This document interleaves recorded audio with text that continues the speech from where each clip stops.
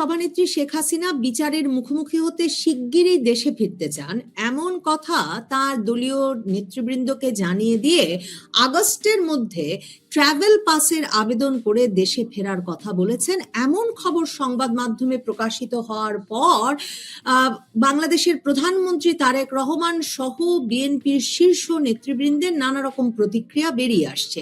বিএনপির সরকারের স্বরাষ্ট্রমন্ত্রী সালাউদ্দিন আহমেদ তিনি বলেছেন যে ট্রাভেল পাস নয়, তার সরকার প্রত্যর্পণ চুক্তির মাধ্যমে ভারতের সঙ্গে তাদের যে চুক্তি আছে সেই চুক্তির মাধ্যমেই শেখ হাসিনাকে ফেরত নিতে চায়। কিন্তু শেখ হাসিনা ট্রাভেল পাসের আবেদন করলে সেই ট্রাভেল পাস দিতে বিএনপির আপত্তি কোথায়? পর্যবেক্ষকরা বলছেন বিএনপির ভেতরের খবর যে বিএনপি মনে করে যে যদি শেখ হাসিনা ট্রাভেল পাস নিয়ে বাংলাদেশে ফেরেন তাহলে যে রাজনৈতিক জোয়ারের সৃষ্টি হবে সেটা একরকমের ফাঁদ হয়ে দাঁড়াবে বিএনপির জন্য।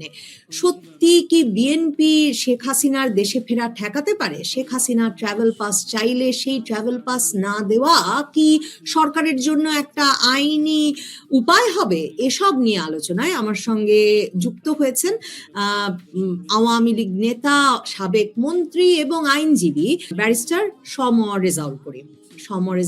আপনাকে স্বাগত জানাই। বিএনপি শেখ হাসিনাকে ট্রাভেল পাস দিতে ভয় পাচ্ছে কেন? মানে শেখ হাসিনা ট্রাভেল পাসের আবেদন করবেন এই আলাপ জানবার পরে, যে আওয়ামী লীগ নেতৃবৃন্দের সঙ্গে এই আলাপ তিনি করেছেন, সেটা জানবার পরে অনেকে তো বলছিলেন যে শেখ হাসিনা এই দেশে ফিরতে তার ভয় পাওয়া উচিত, কারণ তার উপরে মৃত্যুদণ্ডের রায় আছে। এখন বিএনপি এটা নিয়ে ভয় পাচ্ছে কেন? বিএনপি কি সত্যি ট্রাভেল পাসের আবেদন প্রত্যাখ্যান করতে পারে, না দিতে পারে? এর কোনো আইনি ভিত্তি আছে? ধন্যবাদ আপনাকে। ট্রাভেল পাস বা আলাদা পাসপোর্ট এগুলো নিয়ে আমরা খুব চিন্তা করি না, এই কারণে প্রধানমন্ত্রী শেখ হাসিনা কোনোভাবেই পলাতক নন। রাষ্ট্রীয় বাহনে রাষ্ট্রের প্রোটোকল সহ তাকে দেশের বাইরে নিয়ে আসা হয়েছে। পরিস্থিতি তো এমন হতে পারে যে রাষ্ট্রীয় প্রোটোকলে রাষ্ট্রীয় মর্যাদা নিয়েই তিনি দেশে ফিরবেন। যদি সেটাও না হয়, তিনি বাংলাদেশের নাগরিক, তিনি বাংলাদেশের নির্বাচিত প্রধানমন্ত্রী, তিনি বাংলাদেশের প্রতিষ্ঠাতার কন্যা। তিনি বাংলাদেশে ফিরতে গেলে প্রতিকূলতাকে তিনি কখনোই পরাভব মানেন না। আপনার নিশ্চয়ই মনে আছে 1981 সনে তিনি যখন দেশে ফেরেন, তখনও কিন্তু আজকের প্রধানমন্ত্রীর পিতা রাষ্ট্র ক্ষমতায় ছিলেন। তিনি তার কিচেন ক্যাবিনেট নিয়ে একাধিক মিটিং করে কিভাবে শেখ হাসিনার আগমন ঠেকানো যায় সেজন্য নানা পদ্ধতি প্রক্রিয়া করেছিলেন। কিন্তু শেখ হাসিনার দৃঢ়চেতা মানসিকতায় তিনি দেশে ফিরবেন এই সিদ্ধান্ত এমন পর্যায়ে গিয়েছিল যে সেই সময় তারা তাকে বাধা দিতে পারে নাই। তিনি কিন্তু অনেকদিন দেশে বাইরে থাকার পরে এসেছিলেন। সেদিন কিন্তু ঢাকায় প্রাকৃতিক বিপর্যস্ত অবস্থা ছিল, প্রতিকূল পরিবেশ ছিল। তা সত্ত্বেও এয়ারপোর্ট থেকে শুরু করে বঙ্গবন্ধু ভবন, সোহরাওয়ার্দী উদ্যান পর্যন্ত লক্ষ লক্ষ মানুষ যেভাবে নেমে এসেছিল, সেদিন সরকারি বাহিনী কোনো প্রতিকূলতা সৃষ্টি করতে পারেনি। একইভাবে 2007 সালের 7 মে শেখ হাসিনা যখন দেশে ফেরার সিদ্ধান্ত নিলেন, তার পূর্বে তৎকালীন সেনা সমর্থিত সরকার তারা একটা নোটিফিকেশন দিয়ে বলেছিল যে পৃথিবীর কোনো ক্যারিয়ার অর্থাৎ কোনো বিমান বহর শেখ হাসিনাকে বহন করতে পারবে না। এমনকি কোর্টও এটাকে ইন্টারফেয়ার করতে চায়নি সেই সময়। তা সত্ত্বেও কিন্তু তিনি ইতিহাদ এয়ারলাইন্সে বাংলাদেশে গিয়ে নামলেন। আমার সৌভাগ্য, সেদিন এয়ারপোর্টে তাকে যারা রিসিভ করতেছিলেন আওয়ামী লীগের কেন্দ্রীয় নেতার বাইরে আমরা দুজন ছিলাম, তার ভিতর আমি একজন। সেদিন দেখেছি তার দৃঢ়চেতা অবস্থান। তখন কিন্তু তার বিরুদ্ধে মামলা চলমান, মামলা থাকা অবস্থায় এবং ভয়ঙ্কর ভাবে ক্ষমতাসীনরা তাকে বিনাশ করতে চায়, রাজনীতির থেকে সরিয়ে দিতে চায়। এত সত্ত্বেও কিন্তু তিনি পরাভব মানেন নাই। এর সঙ্গে একটা বিষয় যুক্ত করি যে 2004 সালের 21শে অগস্ট তাকে যে হত্যার উদ্দেশ্যে গ্রেনেড নিক্ষেপ করা হয়, সেখানে 23 জন মারা যান, সাবেক রাষ্ট্রপতি জিল্লুর রহমানের স্ত্রী সহ অন্যান্যরা। সেদিনও কিন্তু সুধা সদনে আমরা যারা গিয়েছিলাম, উনি কিন্তু কোন রকম ভীত সন্ত্রস্ত না হয়ে বিস্ময়ের সঙ্গে বলছিলেন আমার অপরাধটা কি। চট্টগ্রামের লালদিঘি ময়দানে তাকে যে ব্রাশ ফায়ার করে হত্যার চেষ্টা করা হয়েছিল, এই বড় দুটি অকেশনের কথা বললাম এই কারণে যে এই কোনো জায়গায় কিন্তু তাকে ছেড়ে তার নেতা কর্মীরা চলে যায় নাই। মানব বর্ম তৈরি করা, তাকে ঘিরে রাখা, নিজেরা জীবন দিয়েছে, কিন্তু তারা সরে নেই। সেই সময় শেখ হাসিনা ছিল অনেকটা স্বপ্নের মতো, যে শেখ হাসিনা আসলে কি করতে পারবেন। আমি 81 সালের কথা বলছি। আর এই যে এখন যে প্রক্রিয়াটা, সেই প্রক্রিয়াটায় কি করবেন এই স্বপ্ন না, উনি যা করেছেন সেইটার ঋণ পরিশোধের জন্য মানুষ উপস্থিত হবে। কারা উপস্থিত হবে? 81 সালে কিন্তু উপস্থিত হয়েছিল আওয়ামী লীগের নেতা কর্মীরা, 2007 সালে আওয়ামী লীগের নেতা কর্মীরা। আর এখন যখন উনি যাবেন সেই সময় কিন্তু উপস্থিত হবে, আমার অ্যানালাইসিস এবং আমার ফিল্ড স্টাডি আছে, যেখানে মুক্তিযুদ্ধের পক্ষের যত রাজনৈতিক দল, শিল্পী, সাহিত্যিক, বুদ্ধিজীবী, শ্রমিক, কলকারখানার মানুষ থেকে শুরু করে এমনকি যেসব মানুষরা বিভ্রান্ত হয়ে শেখ হাসিনার বিরোধিতা করেছিলেন, সেই মানুষরা এখন অনুশোচনা করে বলতেছেন যে আমাদের ভুল হয়েছে। যেমন ধরুন, এই যে গণমাধ্যমের খুব আলোচিত ব্যক্তিত্ব আনিস আলমগীর, তিনি বলছেন যে ভুল হয়েছে, ভুল করেছি।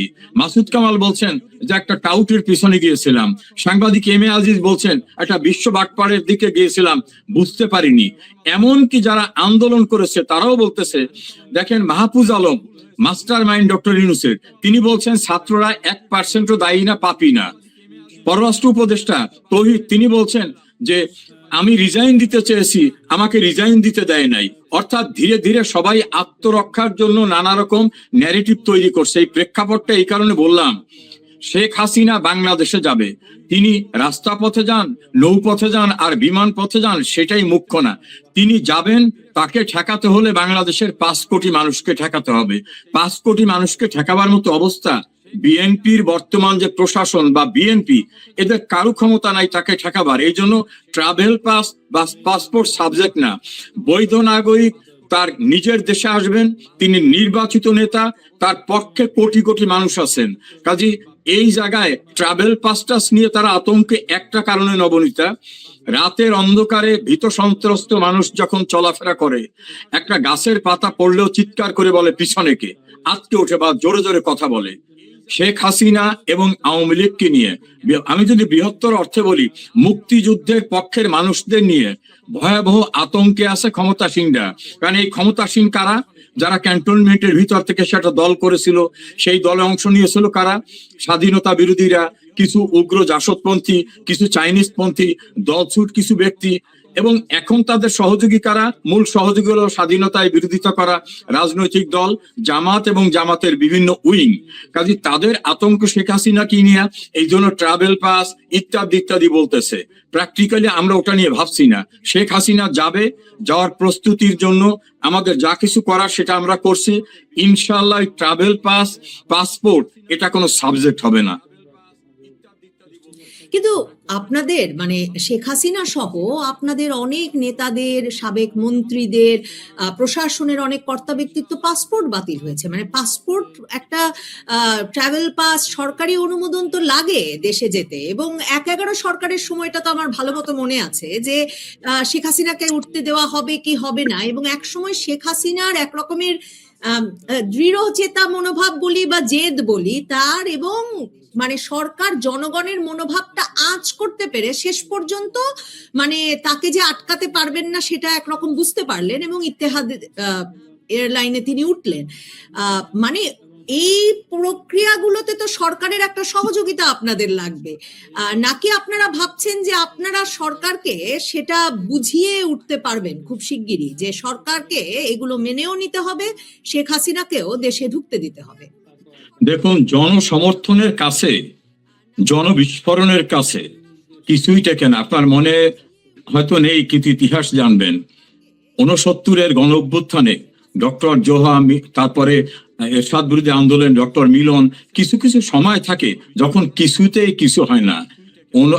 বঙ্গবন্ধুর বিরুদ্ধে কিন্তু আগরতলা ষড়যন্ত্র মামলায় বাংলাদেশেরই কিছু জ্ঞান পাপীরা অথবা স্বার্থান্বেষীরা যুক্ত হয়ে পড়েছিল বঙ্গবন্ধুকে মৃত্যুদণ্ড দেবে রাষ্ট্রদ্রোহিতার অপরাধের অভিযোগে। সেদিন কিন্তু জনতার উত্তাল তরঙ্গের কাছে সেই মামলাটাই ভেসে গেছিল। কাজে ওনারা কি বলবেন না বলবেন এইটা আমার মনে হয় কোনো সাবজেক্টই না। ওনারা সহযোগিতা করতে চাইলে ওয়েলকাম, সহযোগিতা করতে না চাইলে যে পরিমাণে মানুষ শেখ হাসিনাকে স্বাগত জানাবার জন্য থাকবে, সেই মানুষদেরকে মোকাবেলা করে শেখ হাসিনাকে প্রত্যাবর্তনে বাধা দেওয়ার মতো ক্ষমতা আমার মনে হয় বাংলাদেশে বিএনপি কেন, এনটি আওয়ামী লীগের রাজনীতি যারা করেন সম্মিলিতভাবে তাদেরও সেই ক্ষমতা নাই। যদি তারা সহযোগিতা করেন ডেফিনেটলি একটা স্বাভাবিক অবস্থা হবে।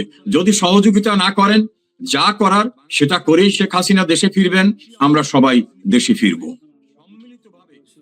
টাইমস অফ বাংলাদেশ খবর দিচ্ছে বিএনপির, এমনকি তারা বলছে প্রধানমন্ত্রীর উপদেষ্টার একজনের বরাত দিয়ে তারা বলছে যে বিএনপি আসলে এই ঝুঁকিটা নিতে চায় না, ট্রাভেল পাস দিয়ে কিছুতেই শেখ হাসিনাকে তারা ফিরতে দেবে না, কারণ তারা মনে করে যে রাজপথে এমন আন্দোলন গড়ে উঠবে তাহলে শেখ হাসিনা জেলে থাকলেও সেই আন্দোলন সামাল দেওয়া সম্ভব হবে না।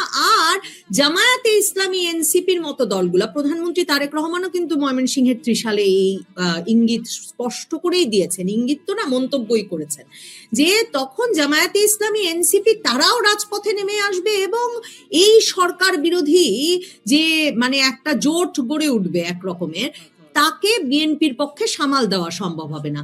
আবার দেখেন আসিফ মাহমুদ সজীব ভুইয়া, তারা তো কদিন আগেও বললেন যে তারা যা ভায়োলেন্স করেছেন 2024-এ সেটা মানে মনে করে যাতে কেউ তাদেরকে আর ভায়োলেন্স দেখাতে না যায়। এখন আওয়ামী লীগ যদি আবার রাজপথে নামে, জামাত, এই আসিফ মাহমুদ সজীব ভুইয়া, তরুণেরা, এই তরুণ দল, এই সব মিলিয়ে তো পরিস্থিতি ভীষণ সহিংস হয়ে উঠবে।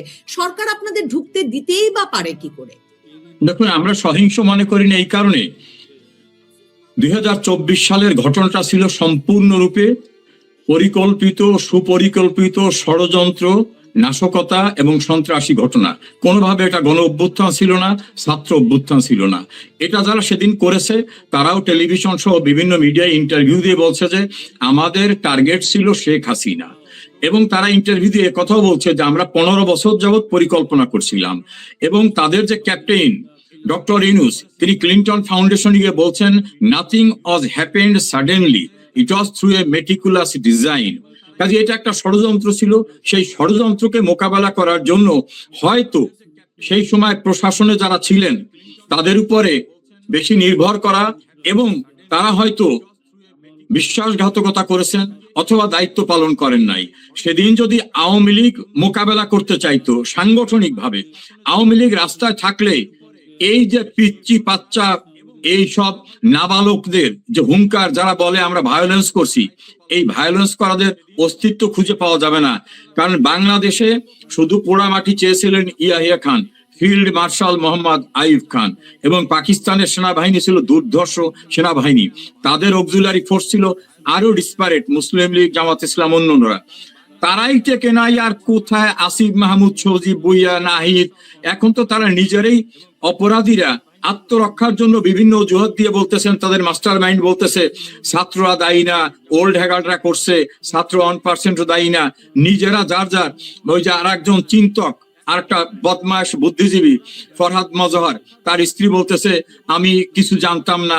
এই যারা যারা আত্মরক্ষার চেষ্টা করতেছে, আমরা কোনো ভায়োলেন্সের কথা ভাবি না। আমার ন্যায়সঙ্গত অধিকার, আমি বাংলাদেশের নাগরিক, আমি বাংলাদেশে ফিরবো। আমাকে যদি কেউ ফিরতে না দেয়, আমাকে যদি আঘাত করতে চায়, তাহলে আপনি ল ব্যাকগ্রাউন্ডের মানুষ, আত্মপক্ষ সমর্থনের সুযোগ আমার আছে। বাংলাদেশের দণ্ডবিধিতে বলা আছে, আমাকে যদি কেউ হত্যা করতে চায়, আমি যদি জীবন নাশের মুখোমুখি হই, আমি প্রয়োজনে তাকে হত্যা করে আমাকে নিজেকে রক্ষা করতে পারবো। ল আমাকে সেটা দিয়েছে।